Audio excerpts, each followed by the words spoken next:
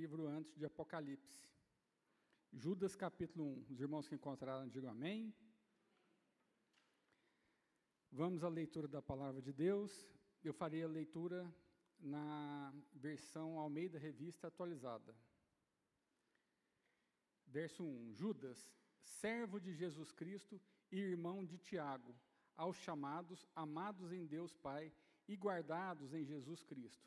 A misericórdia, a paz e o amor vos sejam multiplicados. Amados, quando empregava toda diligência em escrever-vos acerca da nossa comum salvação, foi que me senti obrigado a corresponder-me convosco, exortando-vos a batalhardes diligentemente pela fé que uma vez por todas foi entregue aos santos. Pois certos indivíduos se introduziram com dissimulação, os quais, desde muito, foram antecipadamente pronunciados para esta condenação, homens ímpios que transformam em libertinagem a graça do nosso Deus e negam o nosso único soberano e Senhor Jesus Cristo. Quero, pois, lembrar-vos, embora já estejais cientes de tudo uma vez por todas, que o Senhor, tendo libertado um povo, tirando-o da terra do Egito, destruiu depois os que não creram. E a anjos, os que não guardaram o seu estado original, mas abandonaram o seu próprio domicílio, ele tem guardado sob trevas, em algemas eternas, para o juízo do grande dia, como Sodoma e Gomorra e as cidades circunvizinhas, que, havendo-se entregado à prostituição como aqueles, seguindo após outra carne, são postas para exemplo do fogo eterno, sofrendo punição. Ora, estes, da mesma sorte, quais sonhadores alucinados, não só contaminam a carne, como também rejeitam governo e difamam autoridades superiores.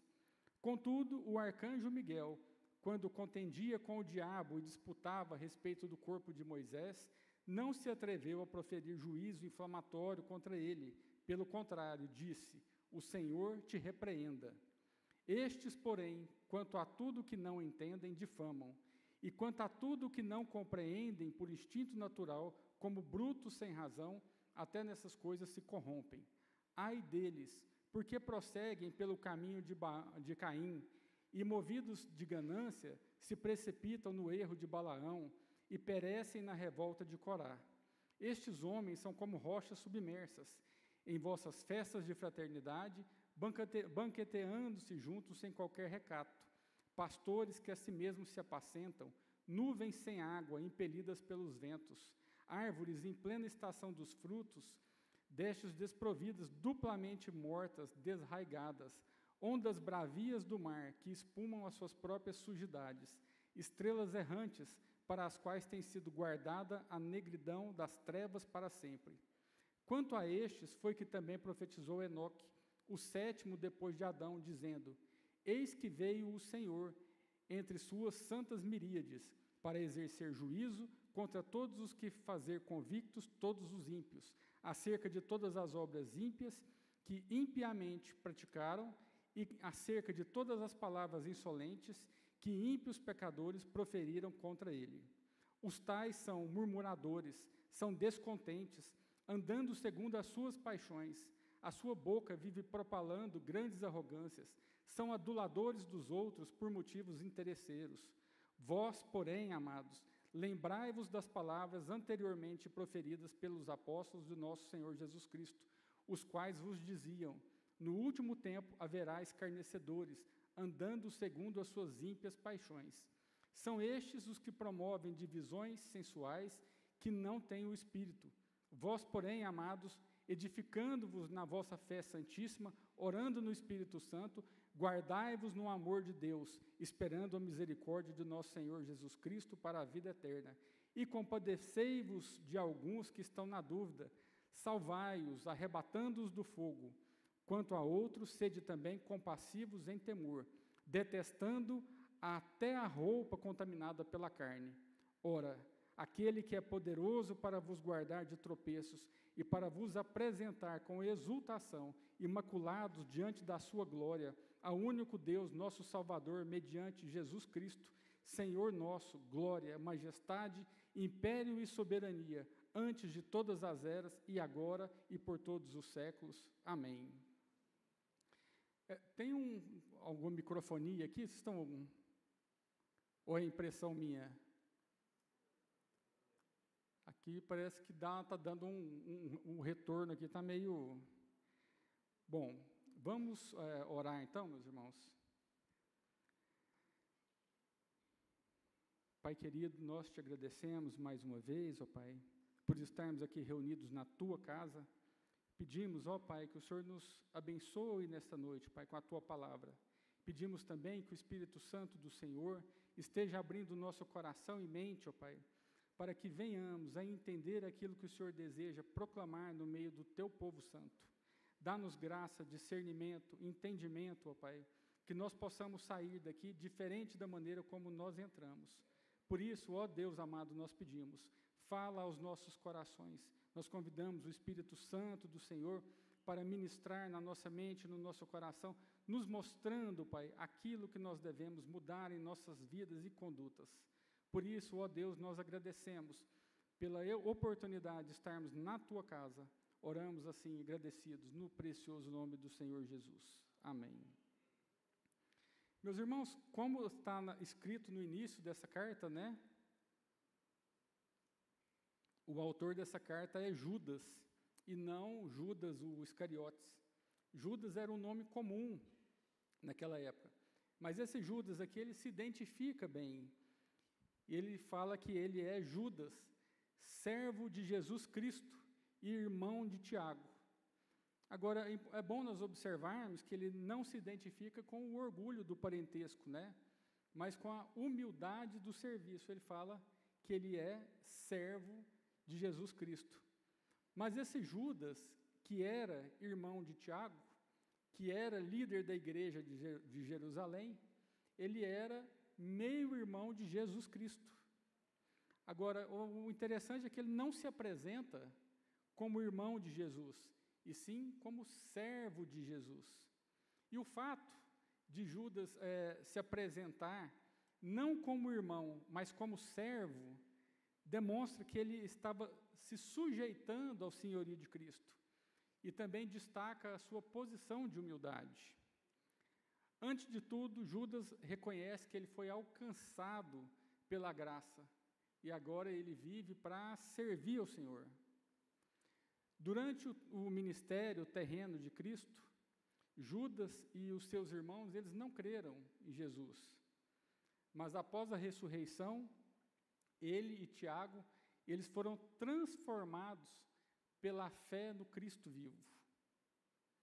Judas dá incredulidade à devoção. Ele se torna um testemunho da graça que muda o coração dos homens.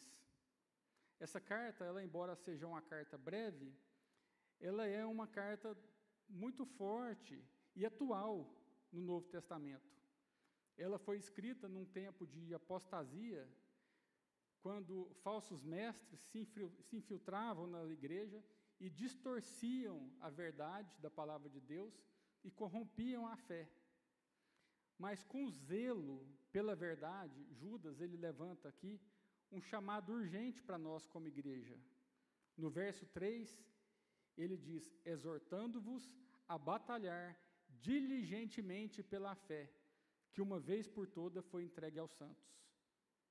Esse é o tom da carta, é um clamor à fidelidade, um apelo para que os crentes permaneçam firmes em meio à decadência espiritual que o mundo, que é acometido no mundo, lembrando que Deus nos chama, nos ama e é o mesmo Deus que nos guarda até o fim.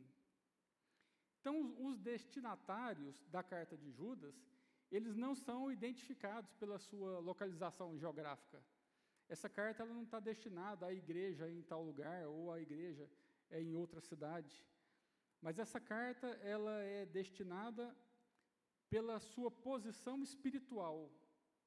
Judas ele está escrevendo aos crentes. Ele está escrevendo essa carta para aqueles que são chamados, amados e guardados por Deus. E aqui Judas destaca 3 grandes doutrinas da graça. Ele destaca a eleição incondicional, a vocação eficaz e a perseverança dos santos. O que quer dizer que aqueles a quem Deus conhece de antemão, aos seus amados, a esses Deus chama eficazmente e lhes dá segurança eterna. Então, eu gostaria de destacar para os irmãos que ele faz uma distinção em 3 etapas. Ele fala sobre os chamados, os amados, e ele fala aos guardados. Primeiro, os chamados. Quem são os chamados? Os chamados são todos aqueles a quem Deus conhece de antemão e predestina. A esses, Deus também chama. É o que está escrito lá em Romanos, capítulo 8, nos versos 29 e 30.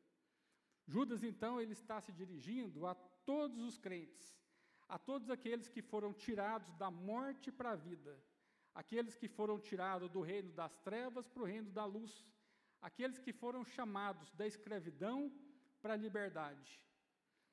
Judas se dirige a todos os que foram escolhidos soberanamente por Deus e chamados eficazmente por sua graça.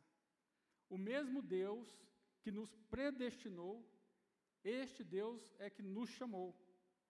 Segundo, ele nos chama de amados, porque Deus nos amou desde a eternidade, porque Ele é amor. E o nosso amor por Deus é apenas um reflexo do amor que Deus tem por nós. Segundo 1 João capítulo 9, verso 19, Deus nos amou primeiro. E Deus, ele nos amou não porque ele viu em nós virtudes, nem nos amou por causa dos nossos méritos. Pelo contrário, o Senhor, ele nos ama, sabendo que nós somos pecadores, pessoas que falham, pessoas que desobedecem e que estão separadas da sua santidade. E essa ideia é confirmada em Romanos capítulo 5, verso 8, onde a palavra diz que Deus prova o seu amor para conosco pelo fato de Cristo ter morrido por nós, sendo nós ainda pecadores. Então, o amor de Deus não depende do que nós somos ou do que nós fazemos. O amor de Deus é uma escolha soberana de Deus. Terceiro, Judas nos identifica como os guardados, porque o Senhor é que tem nos guardado e nos preservado para o grande dia da glória do Senhor. Enquanto Deus preserva os anjos e os falsos mestres para a condenação, Ele preserva os crentes para a glória. Ao mesmo tempo que Deus julga aqueles que abandonam a verdade, Ele salva aqueles que perseveram na verdade. Os apóstatas podem pecar, podem cair em tentação, podem sofrer condenação, mas os verdadeiros crentes, eles são guardados em segurança, guardados em Cristo por toda a eternidade. É Cristo quem persevera por nós, é Cristo quem nos preserva. Jesus diz em João capítulo 10, dos versos 28 a 29, eu lhes dou a vida eterna, e eles jamais perecerão. Ninguém as poderá arrancar da minha mão. Meu Pai quem as deu para mim. É maior do que todos, ninguém as pode arrancar da mão do meu Pai. Meus irmãos, isso significa que Deus nos chama, Deus nos ama e Deus nos guarda. Nós que somos povo de Deus, nós somos um povo amado por Deus, guardados por Deus. Uma pessoa, ela só pode ser cristã se Deus a chamar. Você só se achegou ao Senhor porque Ele te chamou, porque Ele colocou essa vontade de se aproximar dentro do seu coração. É por isso que nós fomos separados do mundo, separados para Deus e guardados por Jesus Cristo. Eu gostaria que os irmãos repetissem que nós somos separados do mundo. Nós somos separados para Deus. E nós somos guardados por Jesus Cristo. Amém? Essa é uma verdade que o povo de Deus não pode se esquecer. É fundamental para o Evangelho o fato que, se Deus não escolhesse soberanamente nos salvar e se deleitar em nós e nos preservar, nós não teríamos esperança nenhuma.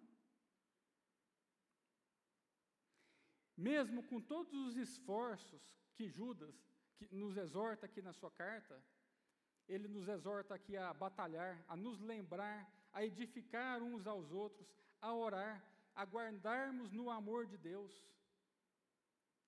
e a sermos amparados por Deus. Tudo isso, se não fosse a ação de Deus, nós não conseguiríamos fazer. Portanto, é Deus que nos salvou, é Deus que está nos salvando e é Deus que irá nos salvar.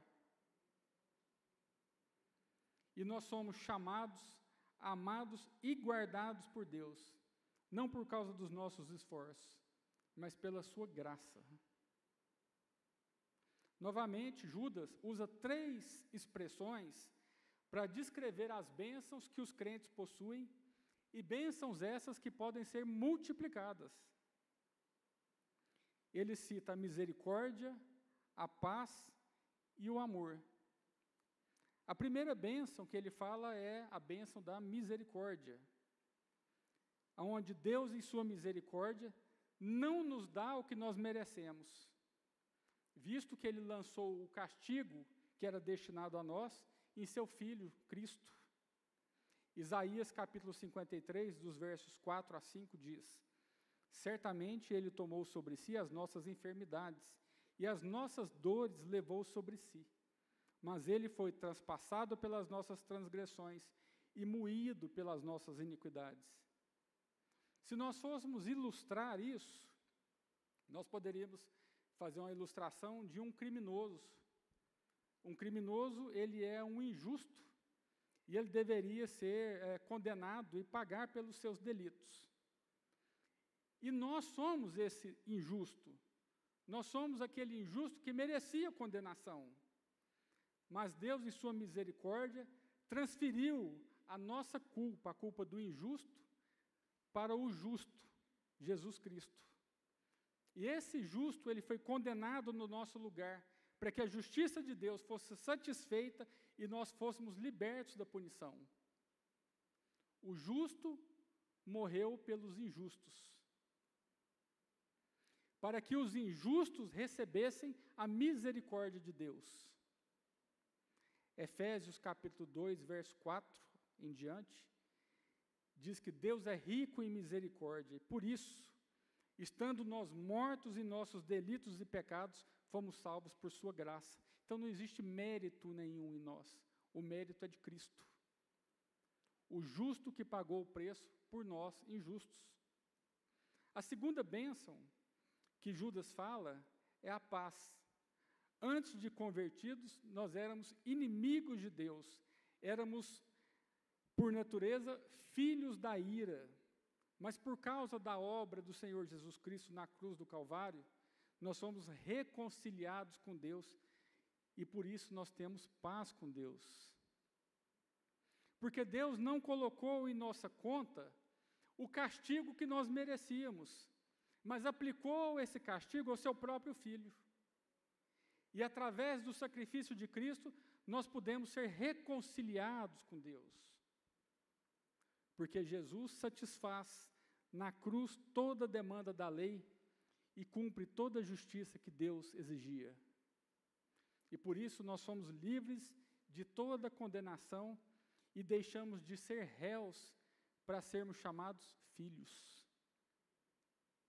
Romanos, capítulo 5, dos versos 1 e 2, diz: tendo sido, pois, justificados pela fé, temos paz com Deus por nosso Senhor Jesus Cristo, por meio de quem obtivemos acesso pela fé a esta graça na qual agora estamos firmes e nos gloriamos na esperança da glória de Deus. A terceira bênção que ele fala é a bênção do amor. E a cruz, ela é a maior demonstração do amor de Deus. É a prova maior de que o Senhor nos ama. Essa prova é que Cristo morreu por nós, sendo nós ainda pecadores. Ele não morreu porque nós éramos justos. Ele se entregou para morrer no nosso lugar, pecadores miseráveis. E Judas, ele desejava que essa trilogia, misericórdia, paz e amor, ela fosse aumentada na vida dos irmãos. Judas, quando ele começa a escrever essa carta, ele tinha a intenção de escrever uma carta a respeito da salvação. Ele tinha essa clara intenção de escrever uma exposição acerca da nossa salvação comum. Porém, ele sentiu uma necessidade urgente de exortar os crentes a entrarem numa peleja contra a mentira, contra as falsas doutrinas e contra os falsos mestres. E qual era a exortação primordial de Judas? Encorajar a igreja a batalhar pela fé.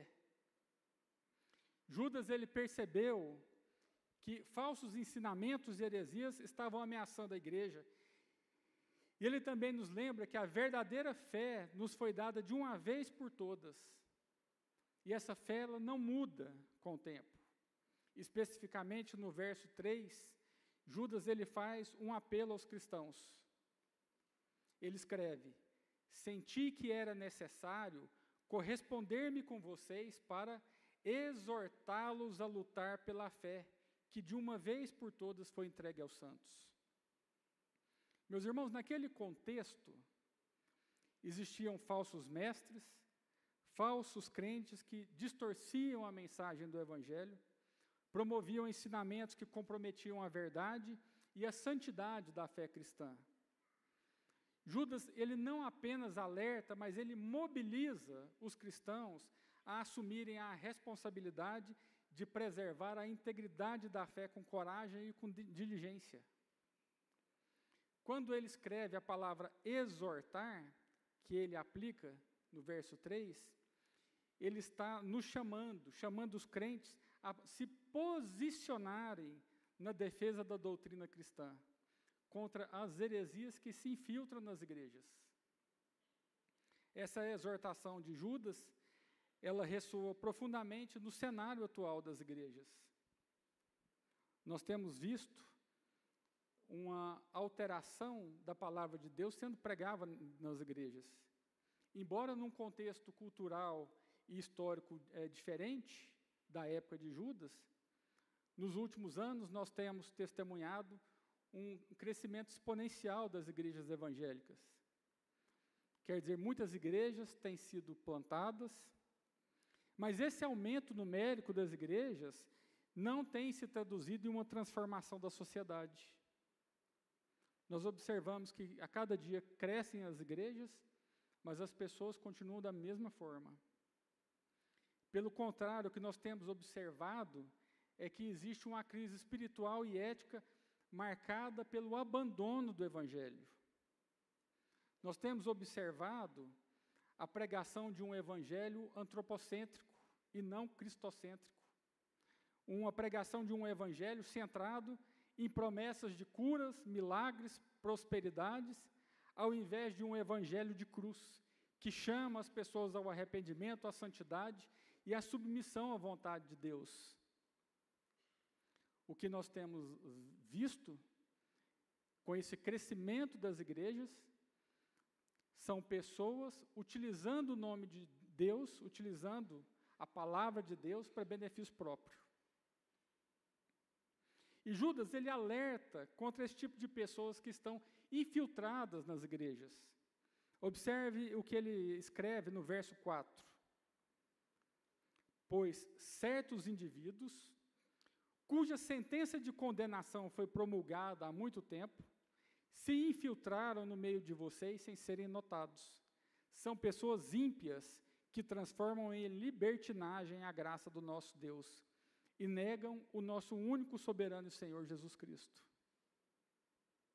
E aí, Judas nos dá aqui algumas características para que nós possamos identificar os inimigos da fé. Primeiro, ele diz que eles são destinados para a condenação. estes certos homens, eles têm um destino. O destino que todo falso líder e falso mestre tem. Eles estão sentenciados a uma condenação. E por se tornarem apóstatas, Deus os condenou. Em segundo lugar, eles são dissimulados. São pessoas que fingem algo que não são. Apresentam uma fachada de bondade, sinceridade ou uma espiritualidade, enquanto os seus verdadeiros motivos são egoístas, maliciosos e contrários ao que professam. Judas também diz que eles são ímpios. Eles dizem pertencer a Deus, mas eles são ímpios na sua forma de pensar e de agir. Judas diz que eles são inimigos da graça de Deus. Eles entram nas igrejas para mudar a doutrina, eles querem encontrar uma base doutrinária para justificar as suas condutas libertinas, eles prometem liberdade, mas eles próprios são escravos.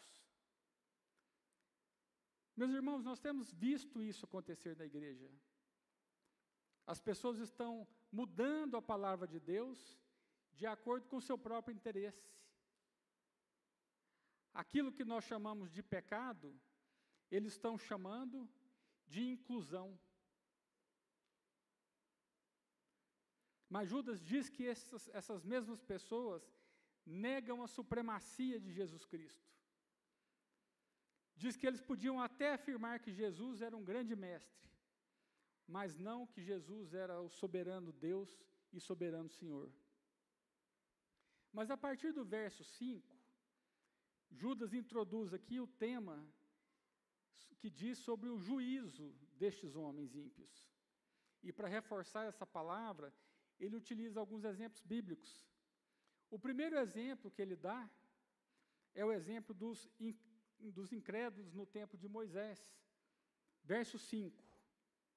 Quero, pois, lembrar-vos, embora já estejais cientes de tudo, uma vez por todas, que o Senhor, tendo libertado um povo, tirando-o da terra do Egito, destruiu depois os que não creram.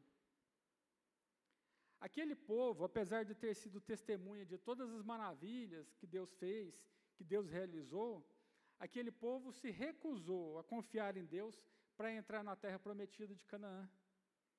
Eles continuaram incrédulos e, por causa disso, eles morreram no deserto. O segundo exemplo citado por Judas foi o dos anjos que pecaram. Verso 6. E a anjos, os que não guardaram o seu estado original, mas abandonaram o seu próprio domicílio, ele tem guardado sob trevas, em algemas eternas, para o juízo do grande dia. Deus exerceu o seu juízo sobre os anjos caídos e os condenou ao inferno. Deus não poupou os anjos que se rebelaram. E o terceiro exemplo citado é o exemplo de Sodoma e Gomorra e das cidades circunvizinhas. O pecado dessas pessoas foi tão grave que o Senhor resolveu destruir todos. Verso 7. Como Sodoma e Gomorra e as cidades circunvizinhas, que havendo se entregado à prostituição, como aqueles, seguindo após outra carne, são postas para exemplo do fogo eterno, sofrendo punição. O pecado de Israel foi a incredulidade. O pecado dos anjos foi a rebelião contra a autoridade de Deus. E o pecado de Sodoma foi a imoralidade sexual. Isso que os falsos mestres têm implementado nas igrejas. Incredulidade, rebelião contra a autoridade de Deus e imoralidade sexual.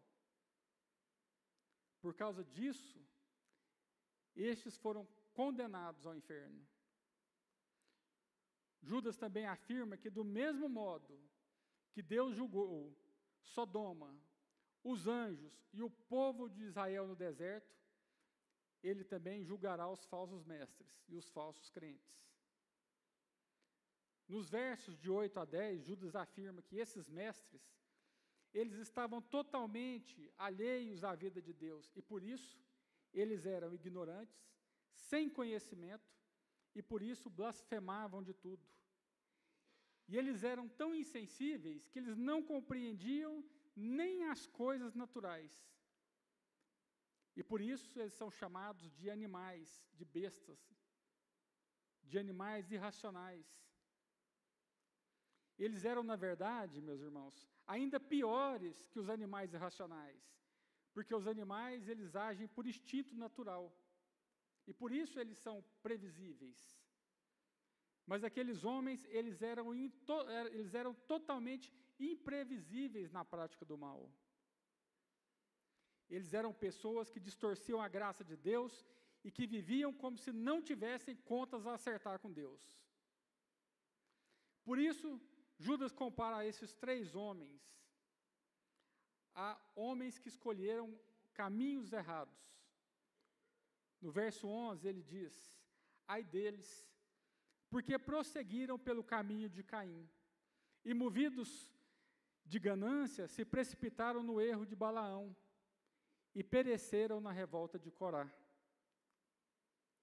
Em Gênesis capítulo 4, nós vemos que Caim ofereceu a Deus sacrifício da terra, enquanto seu irmão Abel ofereceu o sacrifício, um animal.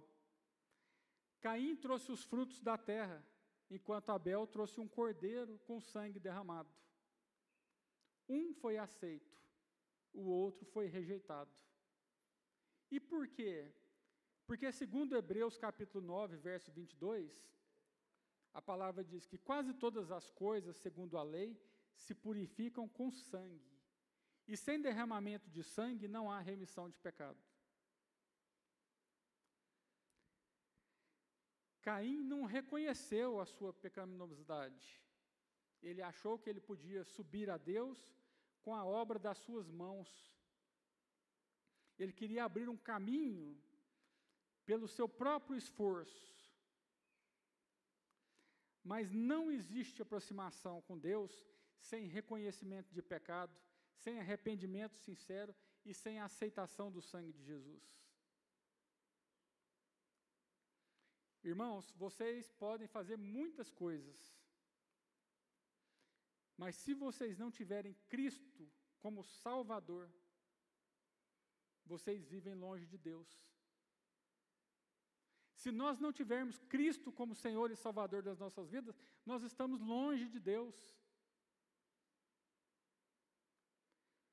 Somente o sangue do Senhor Jesus é que limpa a nossa consciência, é que remove a nossa culpa e nos dá acesso ao Pai. Caim rejeitou o caminho da salvação pela graça. Ele queria agradar a Deus sem fé. O caminho de Caim é o caminho do orgulho, da justiça própria. Judas também fala sobre o erro de Balaão. O erro de Balaão foi a ganância. Ganância de comercializar o dom de Deus. Balaão queria ganhar dinheiro com o ministério.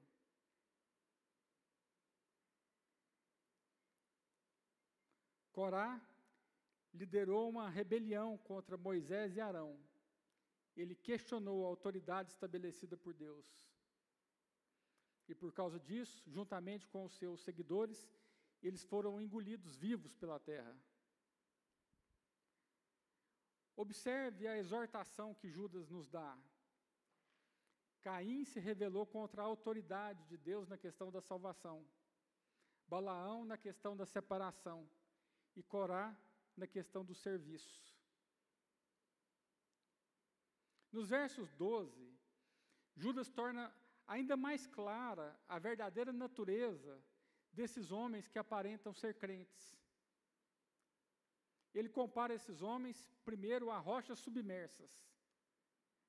Alguns se tornam membros da igreja, recebem o batismo, chegam a participar da ceia do Senhor, parecem verdadeiros irmãos em Cristo, desfrutam da comunhão, mas não têm arrependimento, são lobos. Esses homens são como um iceberg, pronto para causar um acidente ou um naufrágio espiritual.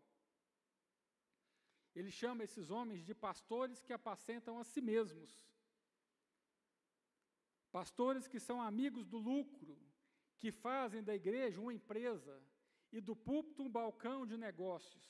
São pastores que usam e abusam do povo, mercadejam a palavra e estão atrás dos bens dos fiéis, e não do bem-estar espiritual. Judas também chama estes homens de nuvens sem água, nuvens e ventos que não trazem chuva. Chama esses homens de árvores mortas, árvores que não têm frutos e não têm raiz. Chamam esses homens de ondas bravias do mar. Homens que são como as ondas revoltas do mar, que trazem toda a sujeira para a terra. Ele chama esses homens de estrelas errantes. Estrelas que aparecem de repente e depois somem na escuridão para nunca mais serem vistos. Estes homens, no verso 16, são chamados murmuradores e aduladores. São pessoas que são descontentes, que andam segundo as suas paixões, que são aduladores dos outros por motivos interesseiros. Sobre estes homens, Judas adverte que o próprio Deus os julgará. Meus irmãos, e o juízo de Deus não acontece às escondidas e nem acontece em silêncio, mas acontece de forma pública. Verso 14 e verso 15. Eis que veio o Senhor entre suas santas miríades para exercer juízo contra todos e para fazer convictos todos os ímpios acerca de todas as obras ímpias que impiamente praticaram e acerca de todas as palavras insolentes que ímpios pecadores proferiram contra ele. A verdade é que o juízo final alcançará todos os ímpios. Ninguém escapará do reto juízo de Deus. Somente aqueles que são selados pelo Espírito Santo. Somente aqueles que estão guardados no Senhor Jesus. Estes não serão atingidos naquele dia. Esses, neste dia, terão um dia de glória, um dia de alegria. É isso que Judas está falando para nós, povo de Deus, que nós estamos guardados na mão do nosso Deus.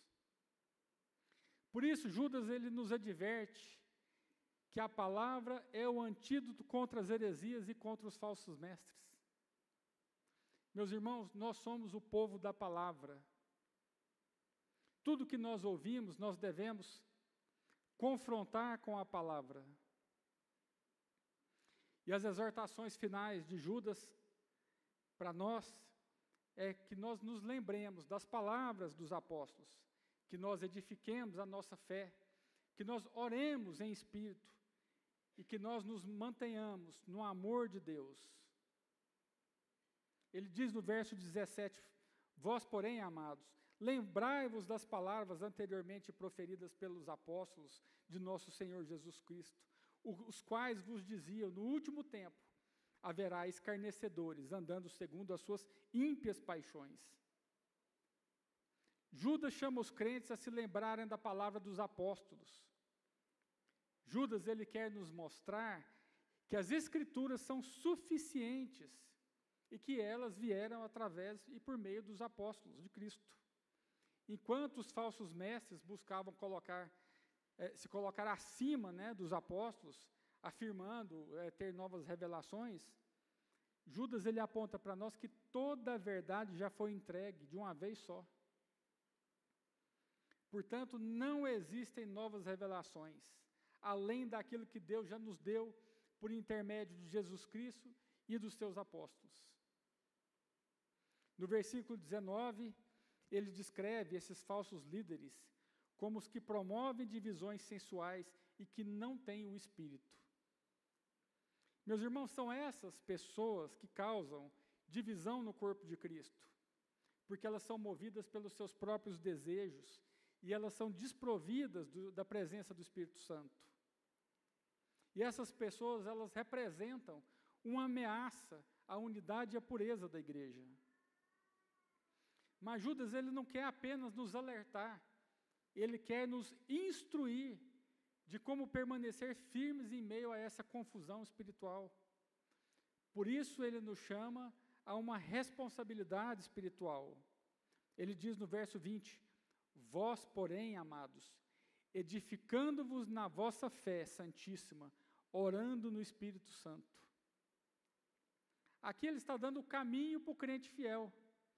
Nós devemos edificar-nos na nossa fé e orar no Espírito. Isso significa que nós devemos crescer conscientemente na graça e no conhecimento de Cristo. Não sendo um povo passivo, mas sendo um povo ativo na nossa vida espiritual. Meus irmãos, orar no Espírito é buscar a direção e o poder de Deus em nossas orações. É permitir que o Espírito Santo nos conduza segundo a vontade do nosso Pai. Judas está falando para nós que a oração é o combustível que mantém acesa a nossa fé em tempos difíceis. Ele também nos diz no verso 21, guardai-vos no amor de Deus, esperando a misericórdia do nosso Senhor Jesus Cristo para a vida eterna. O que ele está dizendo é que nós devemos permanecer no amor de Deus. Significa que nós devemos vivermos ligados à fonte do amor verdadeiro, que é o Senhor Jesus Cristo. Que nós devemos obedecer os seus mandamentos, amando uns aos outros como Ele nos amou. Porque quando nós permanecermos no amor de Deus, nós seremos preservados do ódio, da divisão e da frieza espiritual. Judas nos lembra também que esperar a misericórdia de Cristo é o que nós devemos fazer. É essa que é a esperança que nos sustenta e que nos dá força para continuar.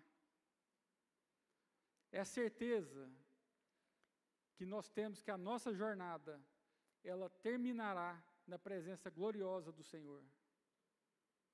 Essa é a certeza que nós temos, essa é a certeza que nos encoraja a seguir. Judas, então, ele amplia o olhar e nos chama a compaixão dos outros. Verso 22. Compadecei-vos dos que estão na dúvida, salvai-os, arrebatando-os do fogo. Observe que ele nos deixa uma missão muito clara. Existem muitas pessoas que estão vacilando na fé, que estão sendo confundidas por falsos ensinamentos. E é nosso dever, como crentes em Jesus, a nos compadecer dessas pessoas, a ensinar a palavra com paciência, a apontar a essas pessoas o Evangelho. Esse é um chamado para o povo de Deus. Assim como os anjos tiraram Ló de Sodoma, nós devemos também resgatar as pessoas que ainda não se renderam a Cristo. Mas Judas, ele nos diz para nós fazermos isso, mas ele nos dá uma advertência. Sede também compassivos em temor, detestando até a roupa contaminada pela carne. O que ele está falando é que nós devemos ajudar com amor, mas sem nos contaminarmos. Nós devemos amar o pecador, mas nós devemos rejeitar o pecado. Nós precisamos estender a nossa mão, mas nós precisamos manter puro o nosso coração. O que Judas está falando é que a compaixão, ela deve vir acompanhada de discernimento e de temor do Senhor. Portanto, meus irmãos, nós devemos manter o equilíbrio entre a firmeza da verdade e a ternura da compaixão. O crente maduro é aquele que é cheio de amor por Deus, mas sabe lidar com erros sem se deixar levar por ele. É aquele que estende a mão para o perdido, mas mantém os pés firmes na rocha, que é o Senhor Jesus. E é exatamente aqui que Judas nos leva para uma conclusão gloriosa na sua carta. Depois de alertar sobre o perigo dos falsos mestres, de nos instruir sobre como permanecermos firmes, ele nos lembra que a segurança final não depende de nós mesmos, mas depende de Deus. Porque se dependesse apenas da nossa força, nós já teríamos caído há muito tempo. E ele encerra no verso 24 e 25. Ora, aquele que é poderoso para vos guardar de tropeçar, e apresentar-vos jubilosos e sem defeito diante da sua glória, ao único Deus, nosso Salvador, por meio de Jesus Cristo, nosso Senhor, glória, majestade, domínio e autoridade, antes de todos os séculos, agora e para todo sempre. Judas começa o livro falando sobre a fé que nos foi entregue e termina adorando o Deus que nos guarda na fé. Portanto, batalhe pela fé, permaneça firme no amor e na verdade de Deus. Essa é a exortação que Judas deixa para o povo de Deus nessa noite. Portanto, meus irmãos, comprometa-se com o Senhor Jesus Cristo, porque Ele é poderoso para nos guardar do tropeço. Ele é quem começou a boa obra em nós, e Ele é que há de completá-la. Ele é o único que pode nos guardar de tropeçar, e Ele é o único que nos apresentará diante da glória de Deus com alegria e sem culpa. Porque o nosso Deus é digno de ser exaltado de eternidade a eternidade. Eu gostaria de concluir fazendo 5 breves aplicações. Primeiro, lute com coragem e com convicção. Nós vivemos dias em que a fé verdadeira é relativizada, a santidade é negligenciada, mas Judas nos chama a defender a fé verdadeira, a defender a fé com amor, mas também com firmeza. A fé cristã, ela não é moldada pelas opiniões humanas, mas ela é fundamentada na palavra de Deus, que nos foi entregue pelos santos. Em segundo lugar, guarde-se no amor de Deus. A vida cristã, ela não se sustenta por esforço próprio, mas pela permanência no amor de Deus. Isso significa andar em obediência, comunhão e dependência do Espírito Santo. Quando nós permanecemos no amor de Deus, o pecado perde a força e a esperança, ela se renova.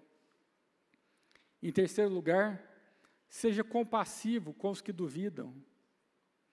Judas, ele nos ensina a não desprezar quem vacila, mas a estender a mão com misericórdia e discernimento. Existem pessoas que estão no limite da fé, e Deus quer usar a cada um de nós para resgatar essas pessoas. Com amor e temor, nós podemos ajudar aqueles que estão vacilantes, sem nos contaminar com o erro deles. Em quarto lugar, mantenha os olhos fixos na eternidade.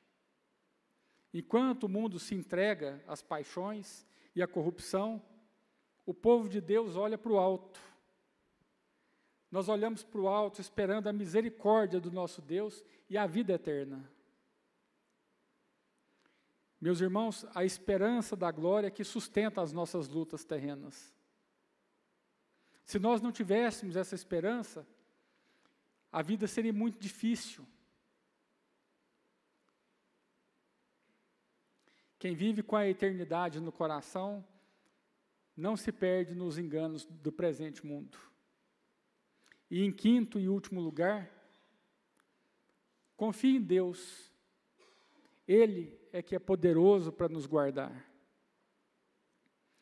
Aquele que nos chamou, que nos amou, que nos redimiu, é o mesmo que nos guardará até o fim. Não é a nossa força que nos sustenta, é o poder de Deus que nos preserva. Por isso eu gostaria de convidar os irmãos a se colocarem em pé.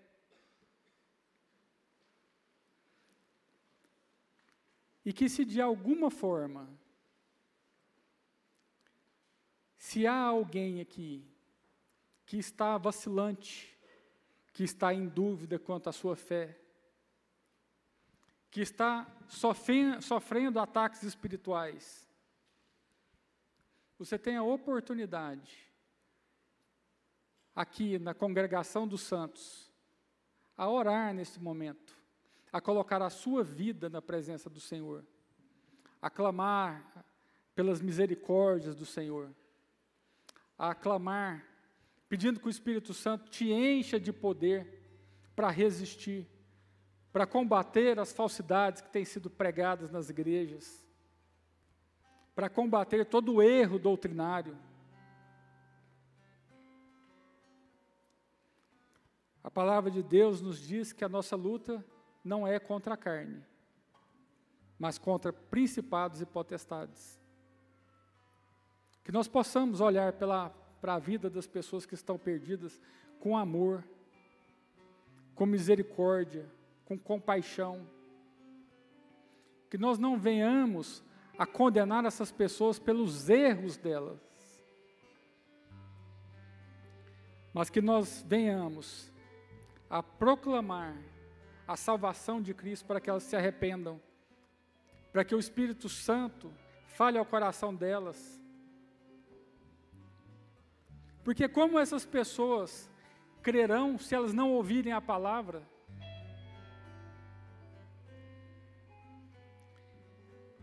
E se há entre nós alguém que precisa ser encontrado pelo Senhor Jesus, apresente o seu coração nesse momento a Ele.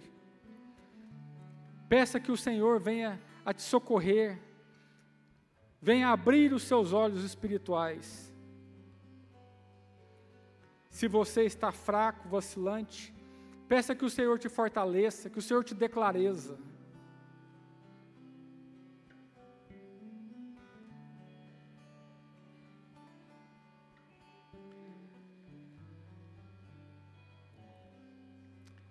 Pai querido, nós nos apresentamos diante do Senhor neste momento, Pai, clamando pela Tua misericórdia, pela Tua graça.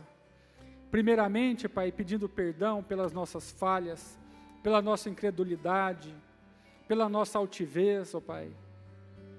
Fala aos nossos corações nessa noite, que nós não venhamos a sair da Tua casa da mesma maneira como nós entramos, que nós possamos sair daqui arrependidos, fortalecidos, justificados, cheios de poder vindo do alto, poder para proclamar o Evangelho,